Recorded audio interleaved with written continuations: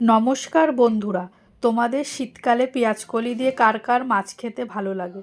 আমার তো ভালোই লাগে। আজকে আমি রান্না করব, চলো কিভাবে রান্না করি। তো প্রথমে ভোলা মাছগুলোকে আমি ভালো করে পরিষ্কার করে ধুয়ে নিয়েছি। এবার এর মধ্যে 1 চামচ নুন আর 1 চামচ হলুদ দিয়ে আমি ভালো করে মেখে নেব। আর ভোলা মাছটা তো আমার খুব প্রিয় মাছ। তো চলো এবার কড়াইতে কিছুটা সর্ষের তেল গরম করে নেব।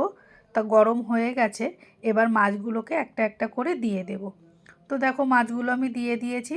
মাছগুলো কিন্তু আমার এক পিঠ ভাজাও হয়ে গেছে। এবার আর এক পিঠ উল্টে দিয়ে মাছগুলোকে আমি ভালো করে ভেজে নেব। তো দেখো মাছগুলো ভাজা হয়ে গেছে, এবার মাছগুলোকে আমি একটা একটা করে তুলে নেব। তো এইভাবে আমি সব মাছগুলোকে ভেজে নিয়েছি। তো মাছগুলো তো আমার সব ভাজা হয়েই গেছে।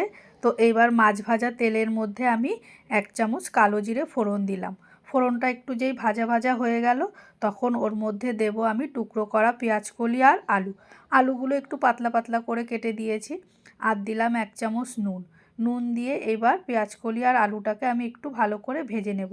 বেশি ভাজবো না, তাহলে পেঁয়াজকলিগুলো শক্ত হয়ে যাবে। তো দেখো এগুলো আমার ভাজা হয়ে গেছে। এবার এর মধ্যে দেব একটা আমি বাটা মশলা। এর মধ্যে আছে সর্ষে, কাঁচা লঙ্কা আর 4 কোয়া রসুন দিয়ে আমি বেটে নিয়েছিলাম। আর দিলাম ঝালের জন্য একটু লঙ্কার গুঁড়ো আর পরিমাণ মতন হলুদ গুঁড়ো আর স্বাদ মতো চিনি দিয়ে এটাকে আবারও একটু সবজির সঙ্গে আমি ভেজে নেব। বেশি ভাজবো না, যেহেতু সর্ষে তো। তো দেখো সবজির সঙ্গে আমার মশলাটা ভাজা ভাজা হয়ে গেছে। এবার এর মধ্যে দেব আমি ভেজে রাখা মাছগুলো দিয়ে এবার ওই মশলার বাটিটা ধুয়ে আমি একটু জল দেব। বেশি জল দেব না, যেমন ঝোল রাখবো সেই বুঝেই জল দেব।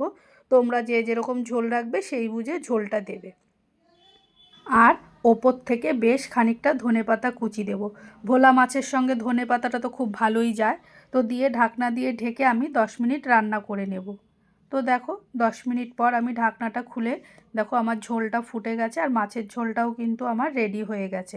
তো আবারও আমি একটু নাড়িয়ে চাড়িয়ে নিলাম, নিয়ে এবার একটা পাত্রে আমি ঢেলে নেব। তো বন্ধুরা, তোমাদের এই রান্নাটা কেমন লাগলো ভোলা মাছ দিয়ে পেঁয়াজকলি?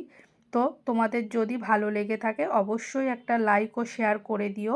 আর যদি ভালো লাগে অবশ্যই একটা সাবস্ক্রাইব করে দিও।